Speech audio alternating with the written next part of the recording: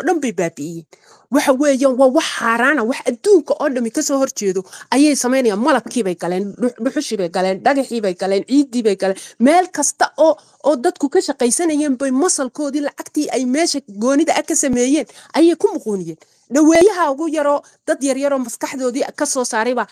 kambani weyn iska leey wax laga xishooday samaynayaan marka hadda inagu inaynu ka xishoonno maaha xukuumadda ugu gudbiyey maadaama dagaalku hadda cad yahay oo Soomaaliya dagaalkeedu uu yahay dagaal toos ah shirkadahanna way soo dhamaraysaa shirkadahani waxa weeye waa gacmihii ay u soo disatay inay cashuuraha Soomaaliya lagu soo ururiyaan saasha weeye marka meesha masax weeye waay hadda maxaa loogu soo beegay right now waxa loogu soo beegay sidaad ogeydeen 2022 bandhigii uu hadda Cabdifataax ka sheekeynayay magaranaysa ciidamada Mareykanku ay ku sameynayeen ay ku soo bandhigayeen wadahooda meeshan la doonayay berbera laga qabto Soomaaliya waxay ku joojisay dagaalkii la saaro bay ku joojisay maantana waxaanu arkaynaa baryahan dambe oo dhan inay dhacayeen dilal qorshaysan oo la doonayo amniga Somaliland in lagu khalkhal geliyo oo uu dootana mar labaad arrinkan runtii halkii ku saleysay maraya Mareykanku ku doonayo inuu Somaliland kula dhiilgareeyo ayay doonayaan inay meesha kaga saaraan labadaasi waxay isu barkan yihiin labaduba waxa weeye Soomaaliya daliyo labada qayb dhacdoba Soomaaliya daliyo haddii maanta ay khalkhalkaas amni darrada ay ku guuleystaan waxay oranayaan meeshii dii amniga ku jiro wadii ka arko mudaharada ka socda oo wax weeyaan propaganda noocaas ay fidinayaan ta kale haddii aanay taa sameeyna oo ay shacabku aamusaana sidoo kale waxay saarayaan cashuur dheeraad ay saarayaan marka cashuurtoodii bay iyagana sideed ugu soconaysaa marka labadaba iyaga faa'iido u tahay ama cashuur bay ka qaadayaan qof walba halkiisa loogu imanaya Cabdifataax baa gurigiisa loogu imanaya cashuur laga qaadaya isaga ogeyn buu Soomaaliya cashuur siinaya ama waa in wixii interest adduunka laga blogareeyo marka arrimo badan baa isku jira dawladda Soomaaliland waxyaabahan ku xakameyn kartaa waxa ugu horeeya waddanka inuu counter ka yeesho inay shirkadahan discipline yeeshaan oo sharci adag loo sameeyo oo aanay iyagu noqon kuwa wax manipulate gareynaya ay dawladdu samayso rule iyo regulationka taasa laga badbaadi karaa arrinka socdaan qaba anigu marka way idin soo celiyay maadaama ma santahay hibo DM kan kugu soo diray kuma soo qaban karo wax laga yaabaa inuu internet kula ka culus yahay xagga DM ka soo gal Cabdifataax soo dhaw kadibna Yaasiin baynu siinana dhamaantiina soo dhawaada arrintani shacabkii Soomaaliland bari waxay u balansan yihiin mudaharaadyo maanta mudaharaadyo dhacay sidoo Cabdifataax ka waramay shirkaduhu markay qiimaha kordhinayaan notice bay sii sameeyaan dhowr bilooda sababaha keenay inay kordhiyaan sababahaas oo dhan bay dadka u sharaxaan bulshada waa laga sii dhaadhiciyaa laakiin habeenun baan kordhinayaa subaxdiina dadku ku soo kacaan qayb bay ka tahay shirkadahani kacdoonka iyo qalalaasa darrada haddii arrimahani ka dhashaan mas'uuliyadda koobaadiga qaadaya soo dhawow Cabdifataax oo ay labada qodob oo xagga xukuumadda Soomaaliland ka yimiday ay base u noqon karto laakiin arrimo kale jira oo la sheegayo oo iyagana very important ah in lagu daro discussion-ka shirkadahan Somaliland ka shaqeeya oo magaranaysa isgaarsiinta iyo kuwa Soomaaliya wada waynu ognahay xiriirka dhaxeeya iyo cidda iskale iyo sida magaranaysa businesskaasi uu isku wada xiran yahay waynu ognahay waxyaabaha khatarta la ee la soo sheegay waxa ka mid ah in qalabka boqolkiiba 85 ay isticmaalaan shirkadahani in ay shirkadda Hawaawi la yiraahdo ay gacanta ku hayso oo iyadoo ay leedahay loona xiray weliba dalka loo xiray oo aan cid kale geli karin competition aan geli karin waxyaabaha la soo sheegay waxa ka mid ah boqolkiiba 85 baan ku qalabka Soomaaliland yaala oo shirkadahaasi ay ku shaqeeyaan in loo xiray shirkadda Huawei oo China ay leedahay oo Europe iyo Mareykan iyo adduunyada oo dhan laga soo mamnuucay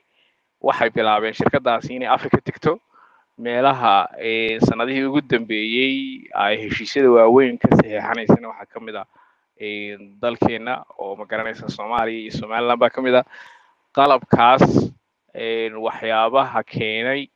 in la waayo shirkado kale oo competition la gala waxaa ka mid ah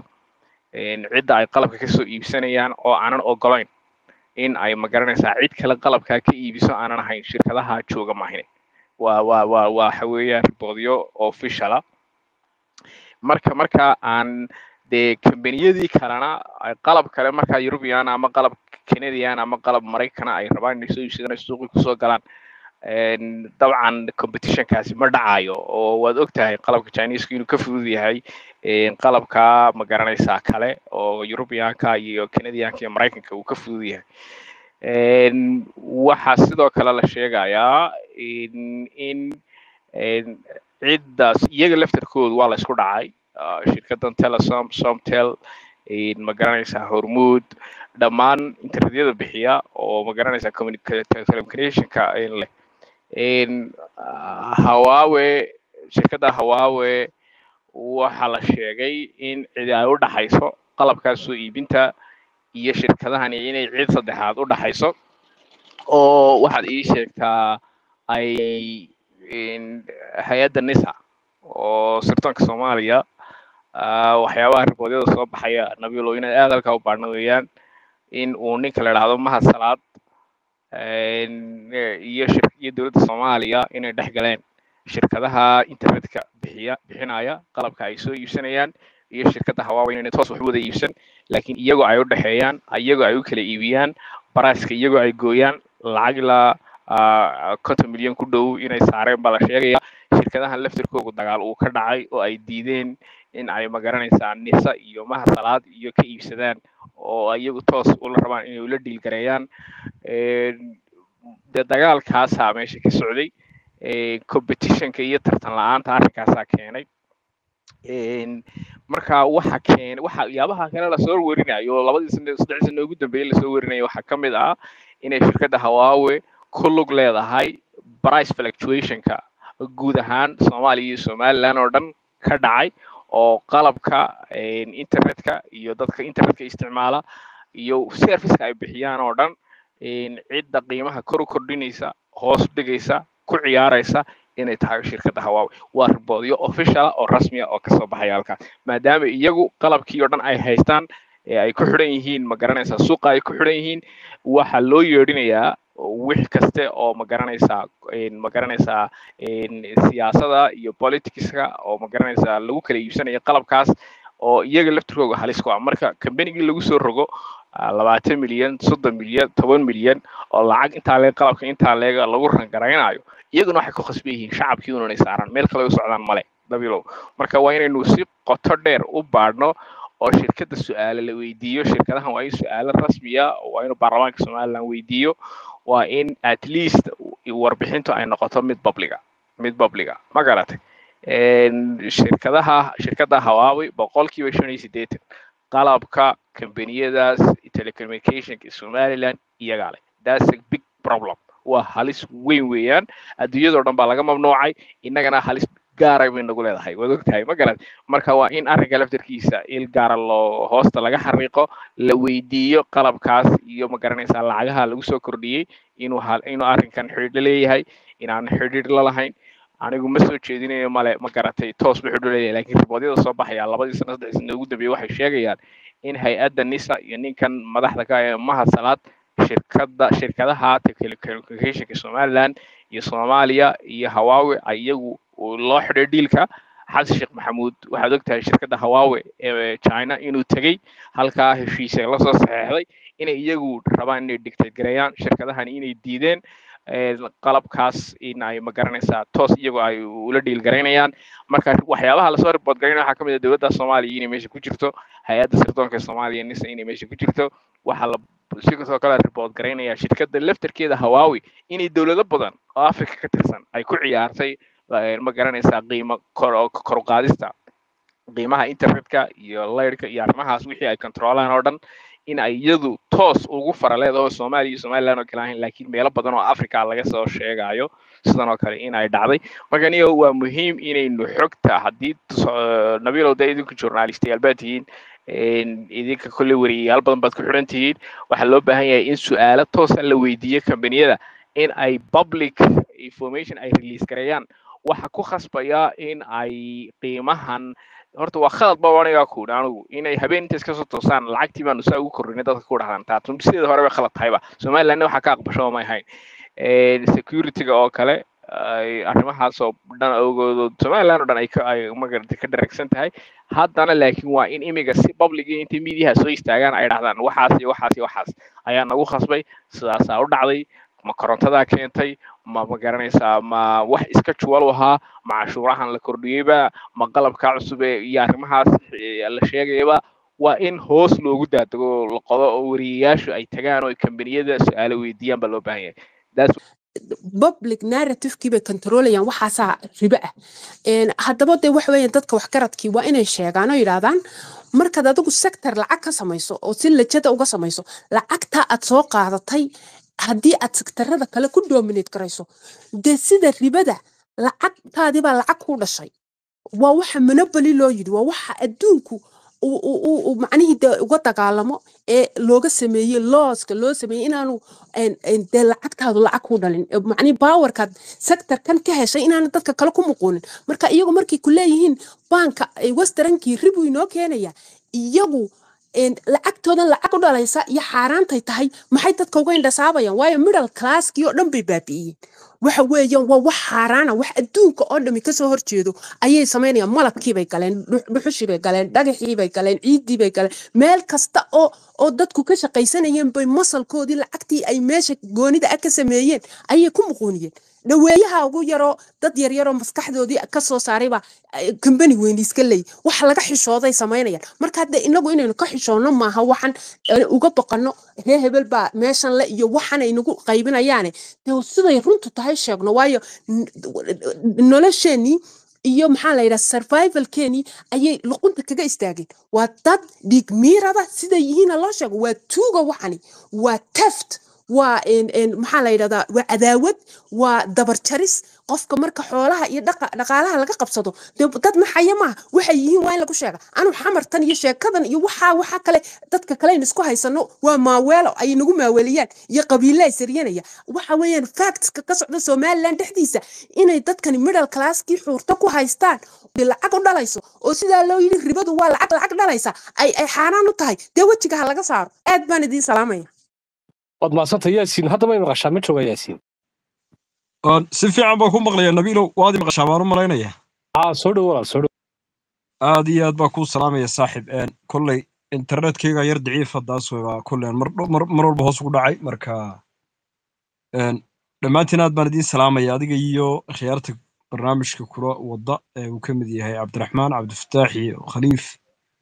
hibo u dambeysay maxaa ku dhaha ninka raadiyo kulmiye iyo dhammaan khiyaarta kale magacyadeenna ma wada koobi kara dhammaantiin xaggiina idinku salaamaya niyahow nabiilow runtii dee arrintan hadda sidaa ay u dhigeen qolyaha iga horreeyey baan ku raacsanahay cabdifataax baa si wanaagsan u sharaxay oo dee nacam xataa amni ahaan dee khatarta ay nagu leeyihiin baaba runtii dee iyana qodob meesha ku jira ah hibo arrintaa ka dhawaajisay baa meesha iyana ku jirta shirkadahani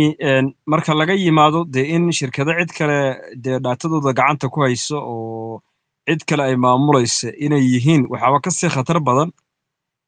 dee sida ay suuqii ugala wareegeen ummaddii kale oo macnaha keliyan ama ereygaan u bixin karaa ay yihiin dee cunaqabatayn ummaddii cunaqabatayn bay ku hayaan haddaad eegto labada hadda shirkadooda ugu waaweyn ama samtel u bixi ama telesom u bixiyo dee wax walba oo noloshii ah way galeen hadda waxaan u malaynayaa haddii laga tegi waayo caanihii iyo waxa u hadhay iyo maxaan ku dhahdaa iyo inay sabaayadii iibiyaan arrintiisu in wax kala hadheen waayo haddaad eegto dhinac walba oo noloshii ah qayb bay ka yihiin marka khatar runtii aad iyo aad u weyn bay inagu leeyihiin waxaana sababteeda iska leh dee dowladdan iyo runtii waa dowlad ku hoos nool markaynu runta isu sheegno oo shirkadahani way awoodaysteen ninka maaragtay maanta xilka doonaya ama raba inuu musharax noqdo waa nimanka inta badan taageera lacagaha badan siiya waxna amaahiya waxna markaa siiya si hadhow aan tallaabo looga qaadi karin dhammaantood madaxda waddankeenna si dadban iyo si toosan labadaba saameyn aan caadi ahayn bay ku leeyihiin marka way adag tahay in institution dowladeed uu awood ilaa heerkaas aynu wax kaga qabto aan ka ahayn in la baryo ama maaragtay codsiyo loo diro marka runtii caawa khasaaraha dhacay dad way dhaawacmeen meelo badan baa mudaharaadku ka dhacay caasimadda Hargeysa ay ka mid tahay sidaa ku aragteen xaafadaba xaafadda Sinay ka mid tahay oo 3 qof ku dhaawacmeen ilaahay ha u boogadhayo sidoo kale dee hantida burburtay baa iyana meesha ku jirta oo dee iyaga qudhooda khasaaraha soo gaadhay oo dee dhismayaasha waa la burburinaya hal mar baa waxa weeyaan mawjadu ay istaarantay from waxa weeyaan ilaa galbeed ilaa bari oo dadku waxa weeyaan ay kaceen nacam waxay ku cadeynaysaa sida looga niyad jabay dhiig miiratadan iyo dadkan monopoliga loogu xiray waxa weeyaan ummadan wixii ay ku noolaan lahayd waxaan mar dhaweyd saaisha u yarmariyay shirkadan hadda laga cabanayo ama shirkadahan laga cabanayo mid ka mid ah waxyaabaha ay maamusho maaha adeegyada ay iyadu bixiso laakiin waa xayndaabka kambanigaasi inta kambani uu maamulo ee waddanka ka jira shirkada kalena waa la mid waan idin wadaagi karaa magacyadooda waanad garanaysaan in waliba uu ka warhaya marka shirkad ugu yaraan ta ugu yara ay maamulayso ugu yaraan dhowr iyo 10 kambani oo noloshii bulshada oo dhan wax weeye saameyn ku leh oo xitaa iska daa wax kale haddii laga tagi waayo kuuligii qofka muwaadinka ah ee shacabka ahi ama ha ku qado ama waxa ka helay waroortii u kala hayay ay shirkadu xiran tahay dee waad garan kartaa dadka reer Somaliland ama dadka aynu ka hadlaynaa xaalkoogu sida uu yahay waad garan kartaa waana runtii waxa aad iyo aad looga naxo waxay ahayd nimankan in la xayndaab loo sameeyo dowladnimadu waa inay dadkan shacabka ah iyo tujaartan waa inay u dhaxaysaa waa inaanay isku baxsan oo waxa weeye miskiin baa miska la fuuro leh inaysan noqon oo ka miskiinka ah wixii la rabo inta la heshiiyo habeen madow nacam waxay ka cadeynaysaa hadda ka hor baa waxaan soo martay Hargeysa in furinka wad garanaysaa soo maaha roodhilayaal intay isu yeedheen isdhaarsaday oo waliba ku dhaaranaya waxay ugu wallaahi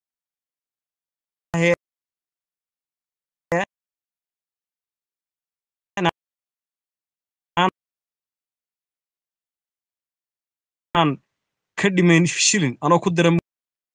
mooyaane adna qiimaha balansanaya walaal internetka ka googa ay si waxa la isku sabaha balansanaya